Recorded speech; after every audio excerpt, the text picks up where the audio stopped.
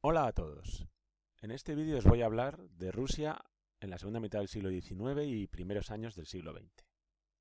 Rusia, que por entonces era un imperio con unos monarcas llamados zares, palabra que viene del latín César, o sea que se consideraban herederos en cierto modo del antiguo imperio romano, era, como país europeo, medio asiático también, el más extenso del mundo en esa época, ya que tenía casi 22 millones de kilómetros. Había ido engrandeciéndose desde el siglo XVI muchísimo en tres direcciones, como veremos a continuación.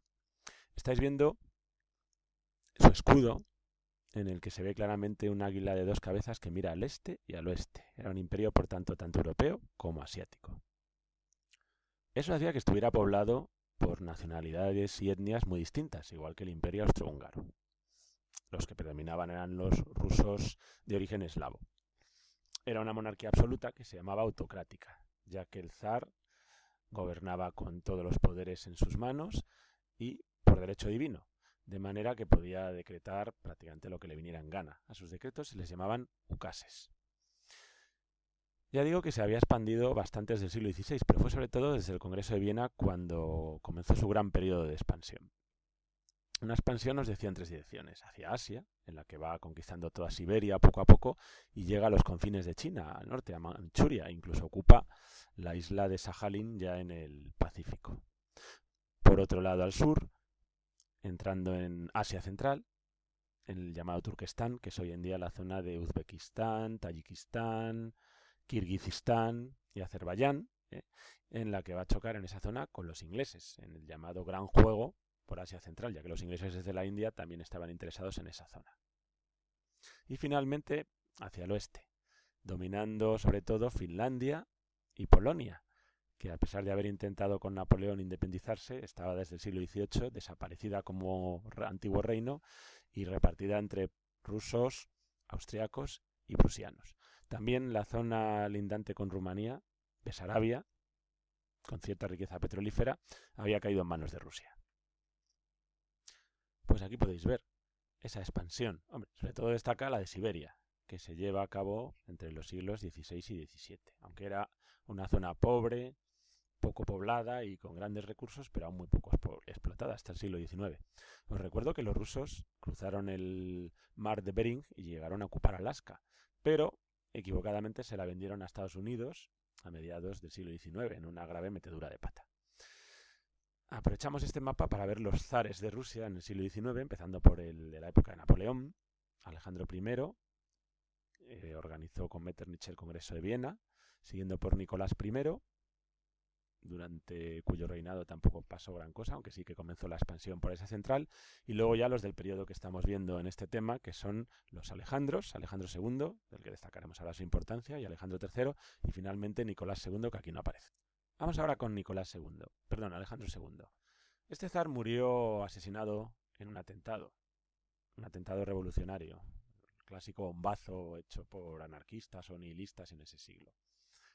Era un monarca absoluto, desde luego, no renunció a sus poderes autocráticos y estaba al frente de un país aún muy atrasado y agrícola, pero hay que reconocer que tomó medidas modernizadoras y que van en el buen camino, por lo que quizá pues, fue el que menos, entre comillas, mereció ser asesinado en un atentado así. Entre estas medidas están las de las leyes de abolición de la servidumbre, que por fin ponían punto y final al feudalismo en Rusia sobre el papel. Ya no habría siervos. Otra cosa es la situación real de los campesinos, dado que muy pocos de estos millones de antiguos siervos pudieron permitirse comprar tierras, lo que les dejó en la pobreza e hizo que en el fondo siguieran sujetos a los propietarios, a los boyardos antiguos, la nobleza territorial, o la nueva burguesía de campesinos más acomodados que pudieron comprar tierras, los llamados kulaks. A estos campesinos pobres se les llamaba mujiks. Y crearon asambleas locales y en las aldeas y trataron de acceder a la tierra, pero fue una reivindicación que no consiguieron. También Alejandro II se preocupó de industrializar un poco Rusia, un país que, como digo, partía de una situación de gran atraso. Pero como el capital ruso no parecía muy interesado, un caso parecido al de España, en invertir en este sector, pues tuvo que ser en general capital extranjero. Así que Rusia se empezó a abrir a las inversiones de empresarios franceses, ingleses, belgas, alemanes, y eso hizo que hubiera una fuerte presencia de capital extranjero en el país, en unas cuantas zonas que fueron las únicas en industrializarse. Las grandes ciudades, sobre todo la capital, que se llamaba por entonces San Petersburgo, fundada por Pedro el Grande en 1700, o Moscú, capital histórica, y también zonas con recursos mineros importantes como Bakú, por el petróleo, Ucrania y los Urales, con carbón también. Se empezó a construir el ferrocarril ya a gran escala durante su reinado, de manera que se pasó desde 1870 a 1895, por haceros una idea, de tener solo 3.870 kilómetros, que para un país tan enorme no era nada, a tener en ese último año que os he dicho 27.000 kilómetros. Cifra que siguió subiendo hasta 60.000, casi 61.000, al empezar la Primera Guerra Mundial. Lógicamente, el haber sido asesinado Alejandro II hizo que los siguientes y últimos zares, Alejandro III y Nicolás II, fuesen muy represivos, con una policía secreta que se hizo tristemente famosa, la Ojrana. El país siguió creciendo demográfica y territorialmente y poco a poco vertebrándose un poco más con enormes líneas ferroviarias como la del Transiberiano, que se hizo famosa. Y siguió esa industrialización que os he comentado, dependiente del extranjero, sobre todo en el caso de Alejandro III de Francia, ya que a final del reinado, ya con Bismarck fuera de la Cancillería del Imperio Alemán, Rusia cambió de alianzas y viendo que Alemania con Guillermo II no parecía interesada en ellos y no les estaba tratando bien económicamente, y en cambio Francia les prestaba mucho dinero e invertía, pues al final se alió con Francia. Hizo la entente anglo-rusa en el año 1893, un año antes de morir. Así que cuando hereda el trono Nicolás II, el país ya estaba más bien enfrentado con Alemania. Nicolás II fue un mal zar. Siguió siendo un monarca de estilo muy autoritario y represivo, incapaz de modernizar el país como éste demandaba, sobre todo en política, incapaz de hacer un régimen parlamentario y constitucional hasta que le obligaron las circunstancias y de mala gana, y sobre todo con una política de rusificación que molestó mucho en estas zonas que os he dicho que eran de población no eslava. En esa expansión en la que se había llegado al Pacífico, entró en guerra con Japón por la zona de Manchuria, ya que Japón también estaba siendo un país muy expansionista. Y en esa guerra ruso-japonesa de 1904-1905, sorprendentemente, ganó Japón. Sorprendentemente para casi todo el mundo, no para el que estuviera realmente bien informado de cómo era la capacidad militar e industrial japonesa en relación con la rusa. Eso provocó una revolución en el país, ya que se vivieron momentos de gran subida de precios, hambre y manifestaciones que, lejos de ser revolucionarias, eran pacíficas, pero que fueron tratadas a tiro limpio por las tropas del zar. Acordaos, el célebre Domingo Sangriento. Siguió una revolución en la que se formaron soviets y el zar tuvo que hacer reformas de mala gana, aunque acabó aplastándola. Creó un parlamento y dio el gobierno a un liberal como era Stolypin, aunque realmente apenas pudo hacer reformas, ya que el zar en el fondo tenía mucha prevención a todos estos cambios. En lo personal, pero también en lo político, el zar y su familia cayeron bajo el encanto de este personaje tan peculiar que veis ahí en la imagen inferior, que era el monje, entre comillas, porque no parece que fuera monje de verdad, y fanático religioso Rasputín. Esta dinastía eran los Romanov, y este zar, el último de los Romanov, Nicolás II, se había casado con una princesa alemana, Alexandra de Hesse. Su hijo varón, Alexei, tenía hemofilia. Y Rasputín parece que con sus capacidades hipnóticas y su habilidad y personalidad arrolladora, pues tenía al niño muy calmado en sus crisis. Así que se echaron en sus brazos literalmente, le nombraron su confesor y hombre de confianza y prácticamente se hizo el hombre fuerte de Rusia. Curioso, ¿verdad? En esta diapositiva tenéis un resumen de esos tres reinados que hemos visto un poco por encima, ¿no? Alejandro II, Alejandro III y Nicolás II. Con las claves del periodo, las guerras, no hemos hablado de la guerra de Crimea, que ocurre en la época de Alejandro II, guerra entre Francia, Gran Bretaña y el Piamonte, con Turquía, contra los rusos, y en la que al final perdieron los rusos, ¿eh?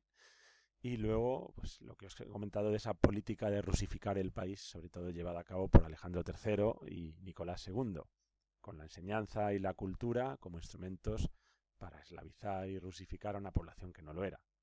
Y la dureza en la represión, la persecución de cualquier oposición liberal, socialdemócrata, anarquista o de los nihilistas, cualquiera. Pero Rusia se iba modernizando pese a todo y poco a poco iba teniendo una clase obrera en las grandes ciudades que hemos dicho importante, una minoría burguesa también influyente por su dinero y su poderío económico, y por supuesto la vieja nobleza terrateniente que aún no había perdido ni mucho menos todo su poder. Pero la inmensa mayoría de la población eran estos mujiks de los que hemos hablado, pobres y analfabetos. Hemos comentado la guerra de Crimea, que pierde Rusia. Otra guerra de este periodo sería la guerra contra Turquía en los Balcanes, ayudando a los eslavos de los Balcanes, bosnios, búlgaros, etc., en 1877-78, en la que, acordaos, tuvieron que intervenir Inglaterra, Francia y Austria-Hungría para que no se llevaran los eslavos muchos territorios, sobre todo Bulgaria, y dejaron a Rusia en ese sentido un poco humillada. Y además Austria se quedó con la administración de Bosnia.